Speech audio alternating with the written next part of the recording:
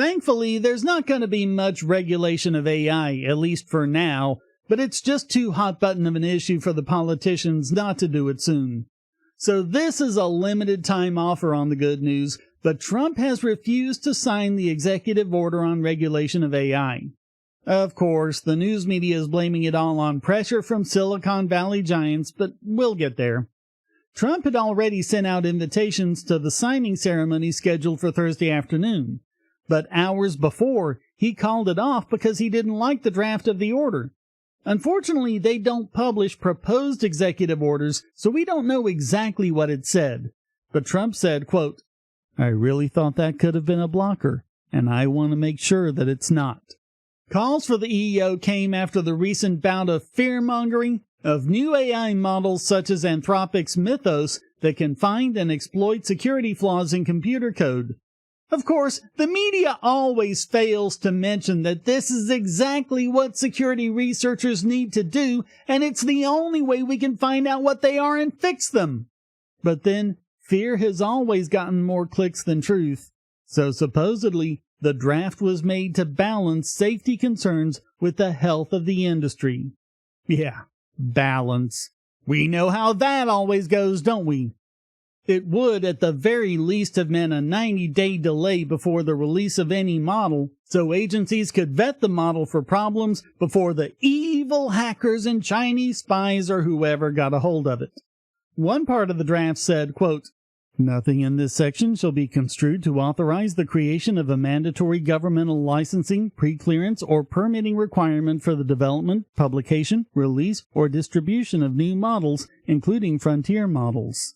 But David Sachs, co-chair of the President's Council of Advisors on Science and Technology, pointed out that despite this language, the proposed system would mean a de facto mandatory regime where new models would need the green light from the government before they could be released.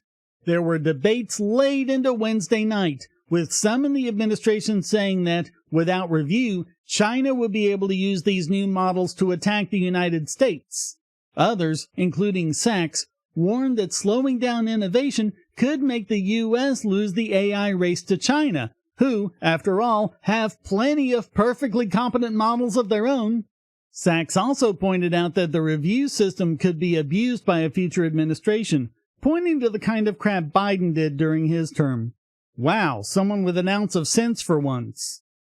So Trump called off the signing, which will now be revised, apparently to be a lot less stringent. We can only hope. But we need to throw a brickbat at the news media, who blame the tech giants for tanking the EEO at the last minute.